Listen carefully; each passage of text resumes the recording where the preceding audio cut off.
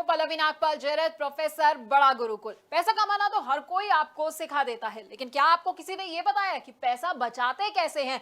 जानते हैं मैं ये बात क्यों कह रही हूं? क्योंकि ये कहा जाता है कि एक एक बचाया हुआ रुपया कमाए हुए एक एक रुपए के बराबर होता है।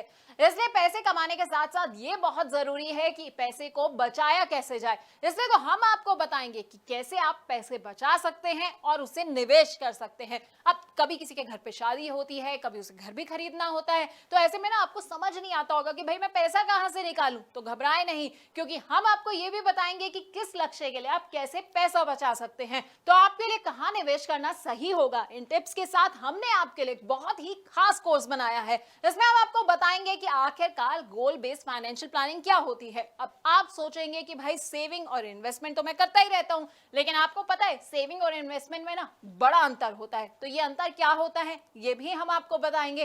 पोर्टफोलियो मैनेजमेंट क्या होता है और कैसे आप गोल बेस्ड अपना पोर्टफोलियो बना सकते हैं, ये हम आपको समझाने वाले हैं। अब कई तरह के ना सिनेरियोज होते हैं, जैसे कि लोग क्या करते हैं, थोड़ा थोड़ा पैसा जो है वो हर महीने की सैलरी से निकालते हैं और उसे निवेश कर देते हैं। तो कई लोग क्या करते हैं कि बोनस मिला और सारा का सारा पैसा निवेश कर दिया। तो कौन सा सिनेरियो किसके लिए सही रहता है ये हम आपको बताएंगे। अपने कोर्स में हम आपको म्यूचुअल फंड्स के बारे में भी बताएंगे। और अगर आपके कुछ शॉर्ट टर्म गोल्स हैं, जैसे कि आप सोच रहे हैं कि भाई 6 महीने के बाद जो है ना मैं एक स्कूटर खरीद लेता हूं, या मैं सोच रहा हूं कि 6 महीने के बाद जो है बच्चों को घुमाने ले जाऊं, तो ऐसे गोल्स के लिए पैसा कैसे आपको इकट्ठा करना है ये हम आपको बताएंगे। अब कई आपके गोल्स ऐसे होंगे जो मीडियम टर्म होंगे, यानी कि आप सोच रहे होंगे कि भाई एक फॉरेन में अच्छी सी वेकेशन प्लान कर ली जाए, या फिर मेरे बच्चे की पढ़ाई जो है ना खत्म होने वाली है, अब उसकी हायर एजुकेशन की बारी आने वाली है, तो भाई मुझे उसके लिए पैसा कैसे इकट्ठा करना है, तो वो हम आपको बताएंगे।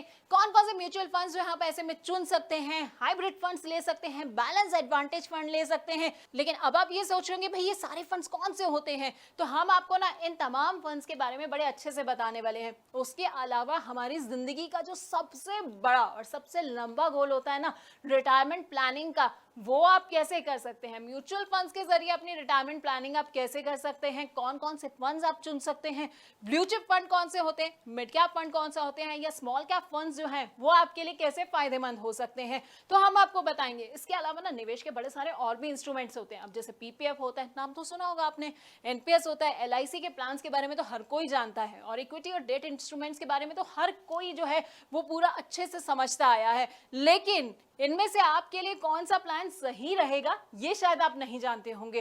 तो हम आपको ना अपने कोर्स में इन तमाम प्लान्स के बारे में अच्छे से जानकारी भी देने वाले हैं। और अगर आप रिटायर हो चुके हैं और आप सोच रहे हैं कि भाई मुझे तो बड़ा सारा रिटायरमेंट के बाद जो है ना पैसा मिल गया है, अब इसे मैं कहां पर निवेश करूं, तो बस आपको टेंशन नहीं लेनी है, क्योंकि हम आपको ये भी बताएंगे कि रिटायरमेंट के बाद आप कहां निवेश कर सकते हैं। यानी कि इन 12 वीडियोस में हम आपको आपकी फाइनेंशियल प्लानिंग के बारे में सब कुछ बताने वाले हैं। तो अगर आप अपनी जिंदगी ना सुकून से जीना चाहते हैं, रिटायरमेंट के लिए परफेक्ट प्लानिंग करना चाहते हैं, तो बस आपको क्या करना है, आपको हमारा ये कोर्स देखना होगा।